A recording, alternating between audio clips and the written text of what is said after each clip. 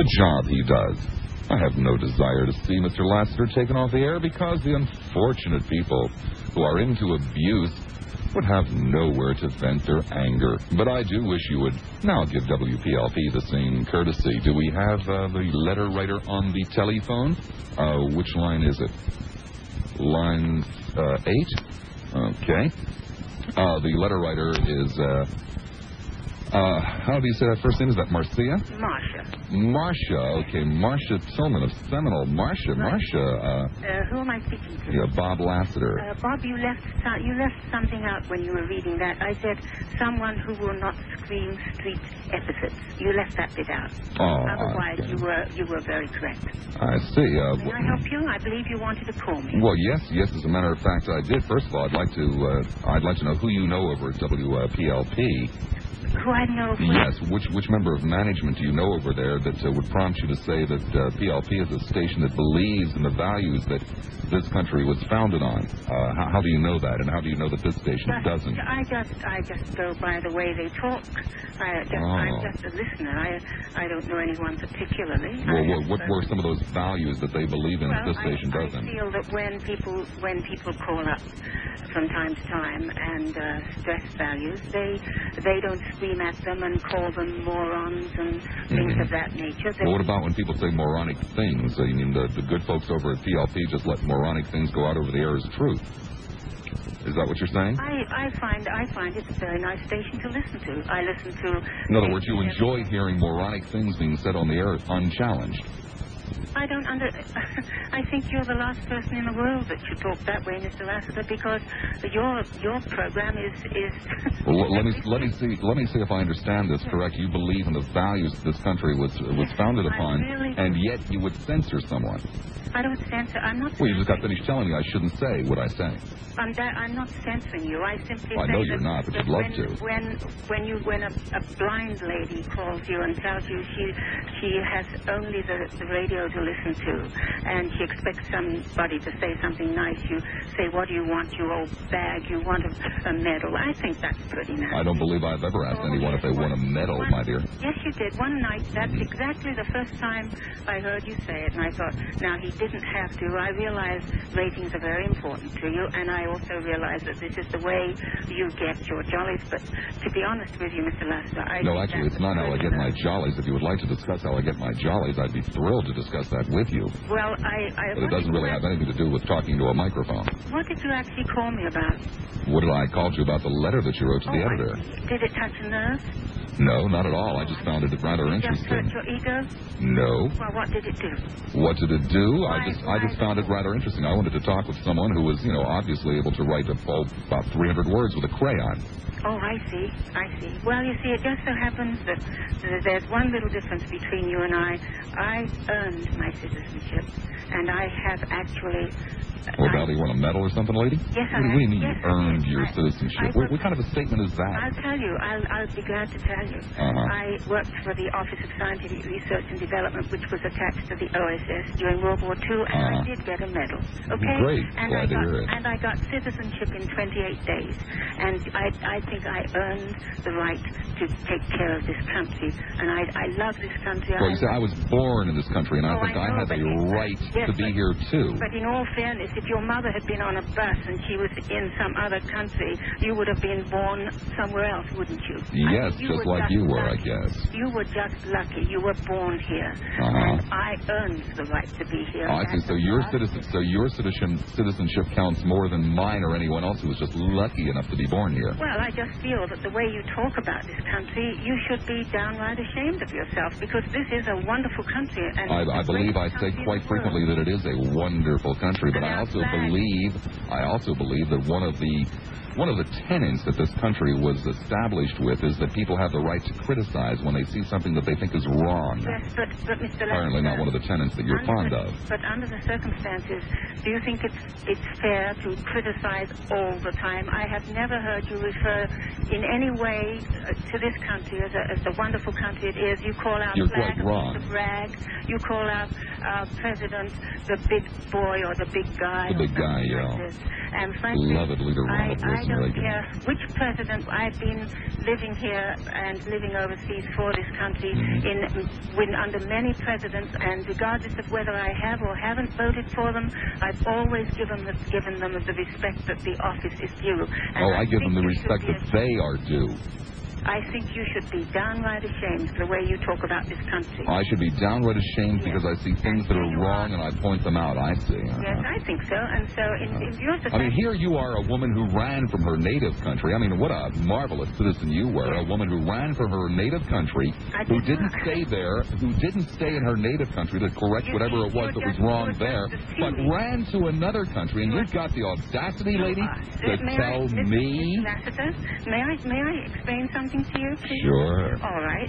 This is how I ran from my country. I was working for the American Embassy.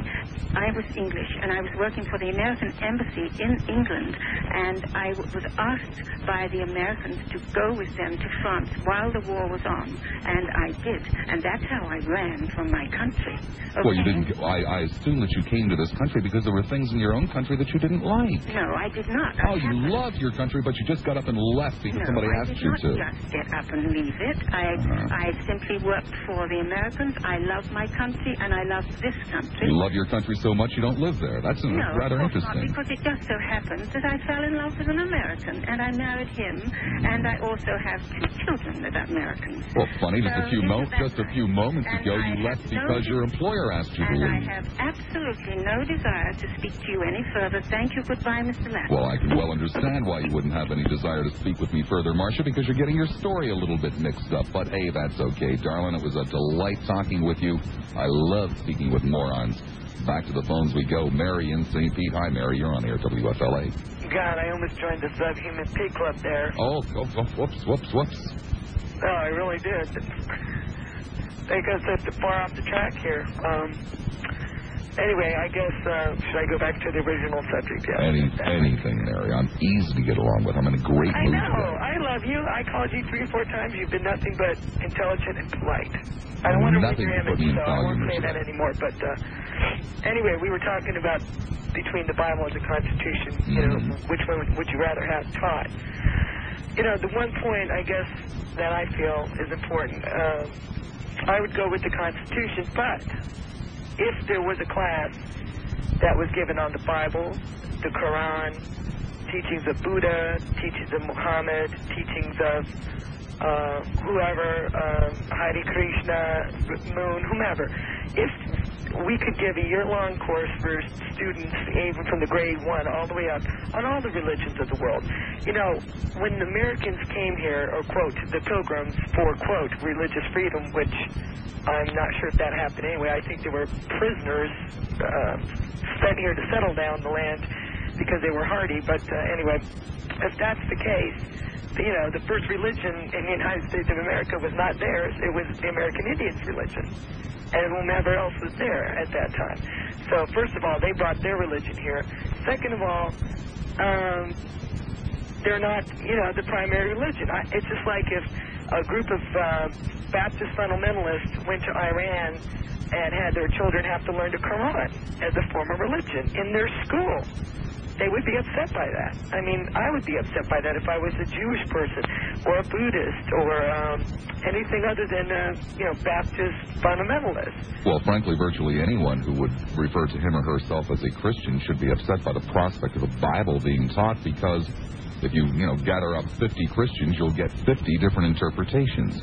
Which one are we going to go with? Well, you understand what I was trying to say. Sure do. You know, if they take their kids overseas, see, I was raised overseas and as a military brat, and, you know, nobody espoused their religion on me or their political beliefs.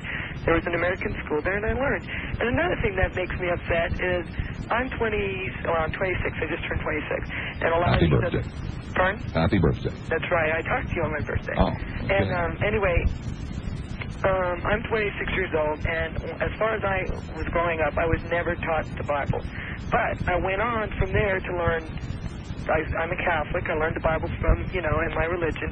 I studied the Jewish faith with Jewish people, and I went on to study the Bible with the Baptists. I was broad-minded enough to venture forth into my own belief and look at other religions. And I think other religions are important. And I think we'd have a lot more tolerance, and I think we'd have a lot less fundamentalist right-wingers if young children are exposed to many religions, even as a history class or a religion, a theology class. If, you could teach every single one of the mainstream type religions, the Quran and Judaism, Catholicism, Baptist, Methodist, Anabaptist, whomever. And I think that could give us a real good understanding and broad perspective and let children say, wow, there's such a diverse world out there. There's such a diverse, theory and religion and God and gods and many gods and one God. And let them make up their own mind. If they're with right-wing fundamentalist Christian parents, more than likely the kid will be that way until, whatever age he is, and he'll be able to part or continue. Well, you see, that's what it really all boils down to, is that this particular group of people, these fundamentalists, they just do not want parents to have the right to decide what religious foundation or training their children will receive. They don't trust parents enough to be able to do it, so they want to do it in the schools and take away from the parents that right to either teach or not teach the Bible. They just want to, they think the parents should have the right as to whether or not a child learns new math or old math. Hey, that's a fundamental right that a parent has. But when it comes to religion, now I want to teach your kid my religion. Yeah, see, that's what it comes down to. That's absolutely ridiculous. And considering that the Baptist religion is it's a brand new religion compared to Buddhism and everything else. 200 years ago they created their religion, and now it's the religion and God and everything else. Forget the Jews who were there first, and the Egyptians and Zoroastrianism and all the other interesting and beautiful and inherently intelligent religions. You got to deny your children that, because one day maybe Johnny or Susie will grow up and say, gee, I would love to become a Jew, or I would love to become a Muslim. It's ridiculous. It's denying everything God has created. If you believe in Jesus, you believe in God, and you're a fundamentalist, that's fine. But you're denying everybody else. Well, again, we come down to a situation where a public school teacher would be put into an incredibly awkward situation. Again, we're reading from the Holy Scripture in the public school room. And there's little Abby sitting back in the fourth row in the seventh seat. And we get to that part in the New Testament that speaks of that you must be born again to enter the kingdom of heaven. You must believe in Jesus and accept him as your Savior. And little Abby raises his hand and says, but I'm Jewish. Does that mean I'm going to hell? What does the teacher say? Oh, well, if they're fundamentalists, they'll say yes. Obviously. I mean, it doesn't belong there. I've sat out at University of South Florida with fundamentalist, I guess you call them hellfire and brimstone people that were screaming and yelling and condemning homosexuals, Catholics, any fundamental religion, homosexuals, blah, blah, blah, to burn in hell. And I mean, they were screaming and yelling, and they were ranting her maybe for an entire week. So little Amy, is on her way to hell in a handbasket, if that's what's going to happen. Mary, I thank you much. Okay, good talking to you, Bob. Good talking to you. Bye-bye. One line open in Pinellas. Let us go next to Rose in St. Pete. Hi, Rose. You're on the air. How you doing? Fine, thank you. Good. Well, I agree the Constitution is number one, because with the Constitution and after it, we do have the freedom of religion. So we will still have the religion, right? I would hope, yes. Well, yeah, I mean, that's the deal there, freedom of religion. That's part of that deal. So I think, not to be sacrilegious or anything, because you can still have the religion, but if you want to go the opposite, if you go with Christianity first, it will not, definitely give you democracy secondly. You know what I mean? I sure do. On the converse, whatever the opposite, if you flip them both over. Anyway, I told my sister this exact same thing a few years ago. She's real heavy into religion. And I know Christianity is supposed to be shoved down everybody's throat, but I've never done that. And I think religion is private. And I don't know. You know, it bugs me when you kind of pick on Christians, because to me it's only private, and I have never shoved it down anybody's throat. Well, I firmly believe that it should be private, Rose, and if people would leave it, if the people who push religion would stop pushing it, then I would stop pushing back. Maybe I'm a naive man, but it seems to me that in my lifetime, any other period in my lifetime, except the period that we live in today, if a member of the cabinet, if a high-ranking cabinet official had said something to the effect of, we should teach the Bible and not the Constitution in our public schools, there would have been a national outcry for that man's immediate resignation, and there would have been pressure on the president to say, I do not agree. But now, hey, you can say any stupid thing you want, and everybody goes, oh, okay. Well, our Constitution, like I said, you know, it will let you have your religion. You know, like in Germany or Russia, they're smuggling Bibles around and all of that. That's strange. And, of course, the New Testament doesn't let you have your religion. It says there's only one. Well, you know, all the others are wrong. Mr. Lassiter, you know how, I guess nothing's absolute. The Republican and the Democrats, we all go into the other side. You know what I mean? Mm-hmm. Okay, now the Christians, yes, we do interpret things. In our democracy, things don't look perfect either. You know, people interpret things in the democracy. But Rose, the point is you are entitled firmly, and I strongly support your right to believe that your religion is the one true religion. But in a secular nation, and that's what we are, you can't teach that in the public schools. That's wrong. I know. You know, when I was growing up in California, we used to leave the classroom and go to catechism or whatever denomination you were. Mm-hmm. You know that? Sure, that's what we used to do, too. Isn't that weird? I guess they don't do that anymore anywhere. Is that right? That I couldn't answer. I just don't know one way or the other. We used to do it, though, and I just don't think it's done anymore. Rose, I thank you very much. Can I just tell you one thing that gets me mad? What's that, please? You conservative people who think they're so intelligent, etc., but if anybody that doesn't like Reagan, they think you're a communist or you don't belong in this country. To me, that's ignorant. Makes me a little angry too, Rose. Well, I think that they are ignorant to think that if you don't like your president, that you are a commie or you don't belong in this country. I think that they don't understand democracy. Thank you, Rose. Okay, bye. Good night. Good night. Good afternoon. Good something. Lassiter. Thank you, Yvonne. One line open in Pinellas County. The number 461-WFLA 461-9352.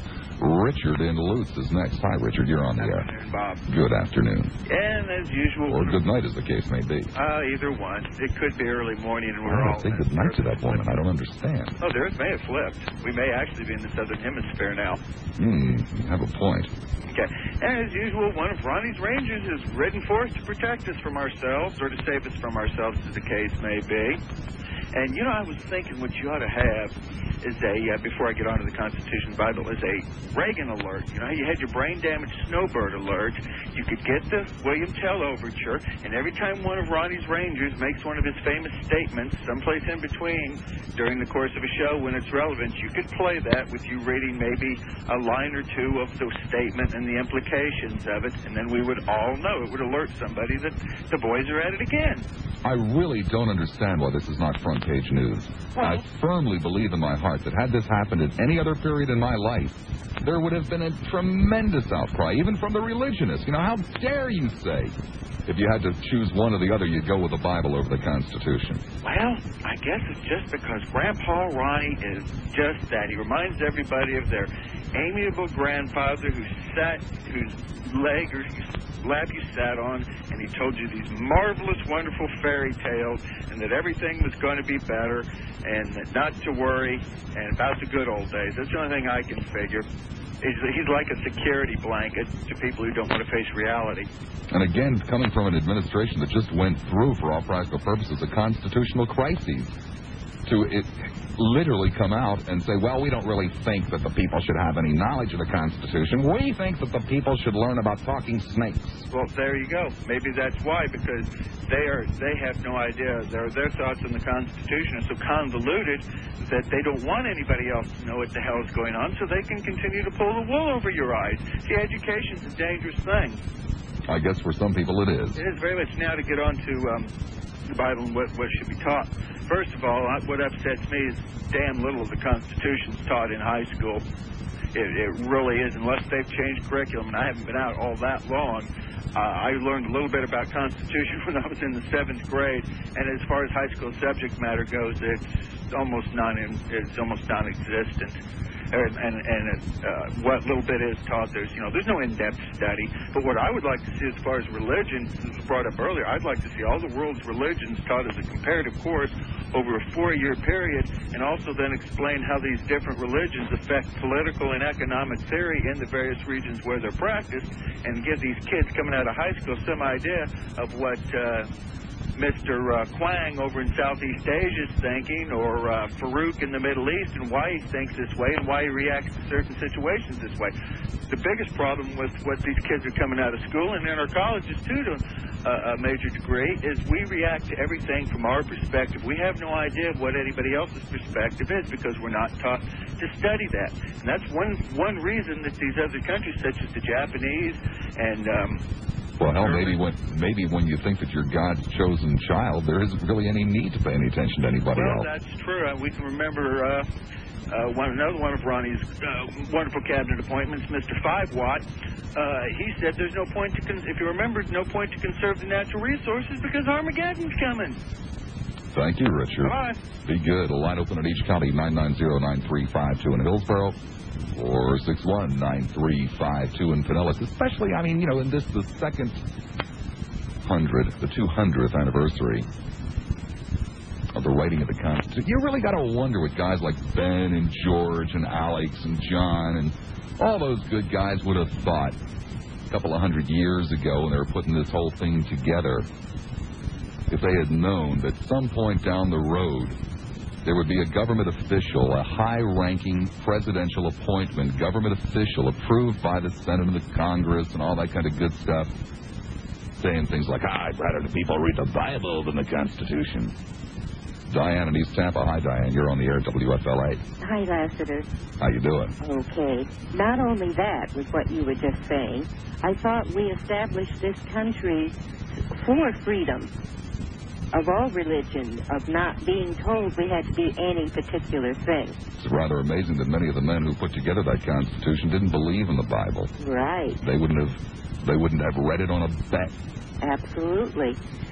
And I agree with your previous caller, because that's exactly one of the things I was going to say is why not teach, if you must teach religion, I want the Constitution taught over the Bible, but if you absolutely have to teach religion, then please let it be comparative religion. If Christianity is as wonderful and the true religion as they claim it to be, then obviously you'll make the right choice. Well, the truth should be self-evident, shouldn't it? Right, absolutely. I had one other humorous thought. I don't know if you can see this or not, but the callers before the news that was so willing to accept the contradictions in the Bible, the inconsistencies, I was wondering if you put it in terms of everyday life. How about if his wife came home at midnight and said, well, I went to the grocery store, dear, and the car wouldn't start, and I had to wait until I could get someone to come out and start it for me, and so forth and so on. And the next day at work, one of his coworkers said, hey, what was your car doing all those hours at the Tip-'em-Up bar? There's a contradiction for you, right? Sure is, isn't it? He's going to choose to believe his wife, possibly, on pure, blind faith. And there was a very famous saying, where ignorance is bliss, 'tis folly to be wise. Thank you, Diane. Bye-bye. One line open again in each county, 990-9352 in Hillsborough, 461-9352 in Pinellas. Grocery shopping. It's not one of my favorite pastimes. But shopping at Save and Pack is different. Excuse me, I've never been in the store before. Is everything on sale? At Save and Pack, it just seems that way. What was I saying? Oh, yes, about shopping not being my favorite way to spend my time. Olds know that it's wrong to lie, cheat, or judge others by their skin color than to know details of the Constitution. Well, I think parents would, too. Unquote. I think parents would. Whose morality, sir? whose morality? Yes, any parent. Whose morality do you want taught? Well, I'm talking about the morality that has existed in this country for 200 years. Is it wrong to lie? Is it wrong to lie, sir? No, sure it's wrong to lie. Oh, then I guess you don't agree with Ronald Reagan's morality then, because he says it's okay. Well, if it's in the nation's best interest. You're good at putting a twist on things. No, it's not putting a twist on things. Sure. You get some little point and you twist it all around to yeah, what I try to get a hold of, Brian, is the truth. What all Christians and, twist the truth around deception. What you don't understand, Bob, is that all Christians will sin, and they have sinned and will sin till the dying day. Well, isn't that Marvy? And when you say Ronald Reagan lies, sure he's lied. You've lied. You've admitted lying. Well, then in other words, you wouldn't want. That's right. Then in other words, you wouldn't want Ronald Reagan's morality taught in the public schools. Oh, you're so far afield that it's pitiful. It's actually, Bob, I feel for you, buddy. I think that your popularity has reached its height. I think that I know you've been thinking my popularity has reached its height for 2 years, and I would be gone in a month for 2 years. I know all about it, Brian. Your public relations man has done you a I don't have a PR man, Brian. Whoever's put all this stuff out for you? Nobody's put all of this stuff out for me, Brian. They all came to me. I know, but they would not have all come at one time without some encouragement. You know that. I beg your pardon. There was no encouragement, Brian. Anybody would know that, Bob. Well, apparently you don't, because there was no encouragement. If you want some old gray hair wisdom advice, you have reached your apex, buddy, and from here on out, now we may get keep dreaming, Brian. You may get up on the first year on the ratings, but I'm going to tell you, keep dreaming, Brian. You have reached the top. Well, Brian, just remember one thing. One thing I'd like you to remember, Brian. You followed me from the other station. Bye-bye, Brian. Oh, why do they even try? Darlene in St. Petersburg. Hi, Darlene. You're on the air at WFLA. Hi, Bob. Hi, Darlene. How are you doing today? Fine, thank you. Oh, that's good to hear. You know, Bob, I had a dream about you last night. Oh, my God. Yeah, right. I dreamed of you as a flower. As a flower? Idiot. A blooming idiot. I see. No, not really. You know I'm just kidding. I don't know, Darlene. I talk to all comers. Oh, yeah? Sure. Oh, really? I get 27 cents a call. Yeah? Yeah. I'll be darned. So I put beans in the pot, Darlene. Well, good for you. And how are they now? How are they now, the beans? How are they cooking? They're adding up. Oh, are they rising up? Adding up. Oh, adding up. Hoping for 35 cents a call, but... Oh, yeah? I have to negotiate that. You want to buy some light bulbs from me? Do I want to buy some light bulbs from you? No, nor do I want to send any registered letters. Oh, I see. Oh, here, I thought maybe you'd buy some from me. No. No? Nah, there was a case of light bulbs over at the other place. I took them when I left. Oh, I see. Actually, there were many cases of them. Oh, the place was filled with cases of light bulbs. Yeah, well, I tell you, I seen that picture in the newspaper, and that's really that's not a bad picture. That's a pretty nice picture of it. Isn't it marvelous what you can do with an airbrush? Huh? It's marvelous what you can do with an airbrush. Oh, yeah, it's marvelous. Yeah, what you can do with a hairbrush. Yeah. Airbrush, too, I guess. Yeah, that's all right. Keep up the good work. Okay, Darlene, thank you. Nice talking to you. Take care. 2 lines open, both in Pinellas, 461-9352. We enjoy our Pinellas callers. 461 WFLA is what keeps us on top. Annie in Palmacia. Hi, Annie. You're on the air at WFLA. Oh, dear. You missed my beans. I didn't bring them down to you. I got the flu. Oh, well, such is life. I'm sorry. That's okay. First of all, Bob. Yes? The Constitution of the United States is taught in history classes. That is one of the credits that you have to have for graduation. Mm-hmm. Am I not right? In some school districts, yeah. Take some history, states. English, and math. You have to have that to graduate. Mm-hmm. So therefore, that is taught when you pick up a history book. That's cut and dry. I mean, Well, what's the point? All right. The other point is... The other point? Is about religion in school. Mm-hmm. I'm not against it or whatever. I feel that maybe Mr. Reagan, President Reagan, did not use his words the way he should have. I think wouldn't be the first time. Meditation for 1 minute. Whatever religion you are, does not hurt children in school. Well, what about if you don't have a religion? Hey, Humpty Dumpty sat on the wall. Oh, that explains that, yeah. That's right. If children don't know what to do, then they don't say anything or whatever comes into their mind. Well, you know, Annie, I know a lot of people, and I don't know anybody. I frankly just don't know anybody that can't find a moment or 10 moments or however many moments they want to meditate on their own. I agree. So but you see, you don't have to do that. First from their home life. Is this not true? Well, I don't know. I mean, you know, you send kids to school. They repeat what adults say or whatever. I don't think meditation... It didn't hurt me when I went to school. I'm 50, going on 56. I'm sure you did it when you went to school. Tell us your age.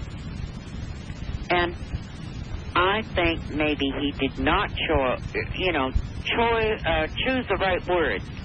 Oh, I think he chose the exact words he wanted to use. Whatever. I think this can be interpreted any way that people want to have it meditated. I don't really think that you can interpret any other way than what it actually says. And what it actually says is that they would rather have people studying the Bible than the details of the Constitution. I don't think this ought to be ordered by government. It's not open to interpretation. It says what it says.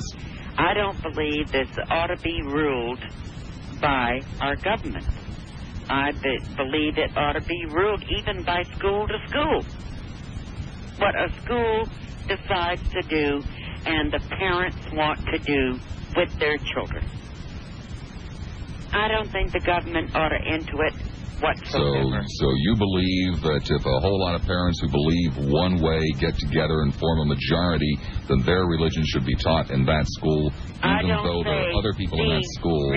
Their religion, whether it be Lutheran, Catholic, Jewish, or whatever, if the point is a moment of meditation... What would it accomplish?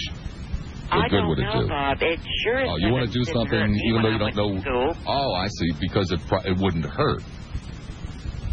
And, you know, I'll tell you what, maybe children would stop and think, well, goodness. You know, maybe it wouldn't hurt if we gave everybody $100 either, but, you know, what good would it do?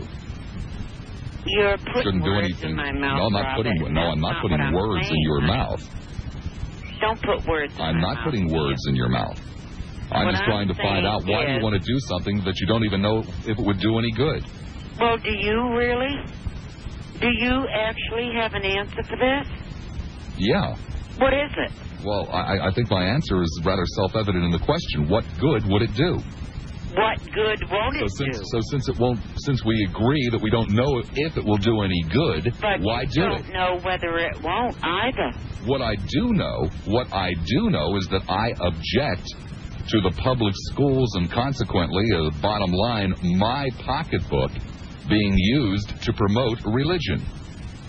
Well, That's what I do know. In that sense of the point, and what I also know is that anybody who wants to silently pray can find a moment on his or her own time, not my time. Your pocketbook isn't praying or isn't paying for 60 seconds in school, no more than you pay your taxes on your home and you send your children to school. Well, you see, if there was a moment of silence every day in a school child's public school education, 12 years, we're talking about 36 hours. I would rather those 36 hours be spent teaching them, how to read, how to write, how to do arithmetic, than a moment of silence because it wouldn't hurt.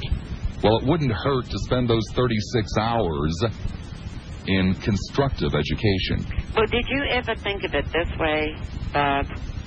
That maybe when they pledge the allegiance to the flag in school and then have a moment they can get their garbage together and that gives the kids a little bit of calming down before the day starts? Try that on for size. What do you mean? Let's beat them with a whip, too. That'll calm them down.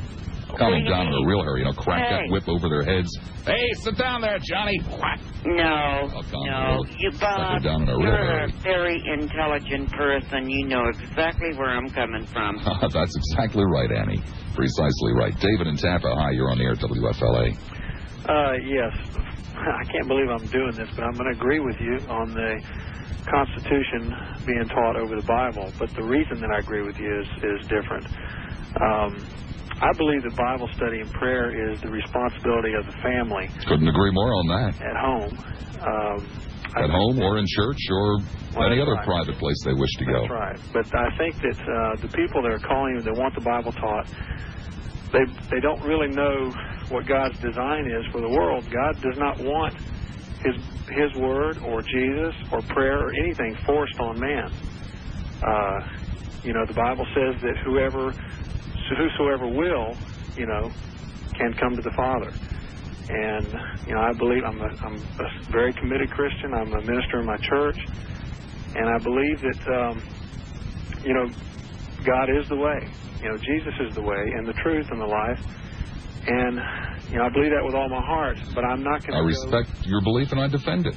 Okay, but, the thing about it is, I'm really concerned about your program, I tell you. I used to listen to Paul Gonzalez, and I didn't agree with a lot of things he said, but he approached everything with an objective view, and he didn't try to antagonize people that called in with Christian beliefs and all this. One thing, I'd like to make a deal with you if I could.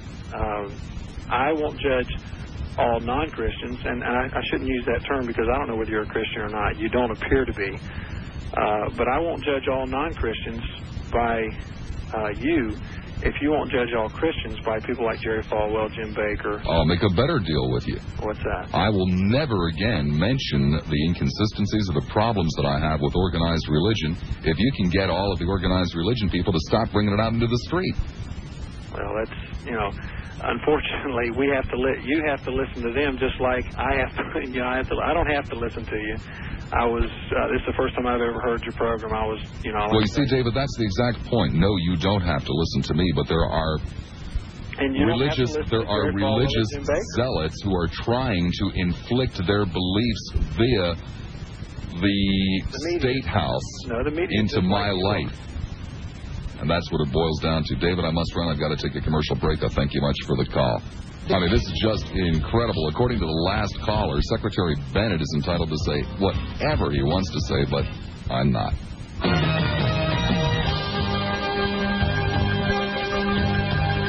This is Yvonne Painton, WFLA News. Coming up at 2, the U.S. and Soviet Union have begun name-calling. Negotiations are moving ahead at the Atlanta Federal Penitentiary, and 2 deckhands of the Tampa Bay shrimp boat face life in prison for murder and mutiny. WFLA's exclusive AccuWeather says lots of sunshine. It's 2 o'clock. Your news and information leader. 970 WFLA, Tampa, St. Petersburg, Clearwater. This is the NBC Radio Network. Cameron's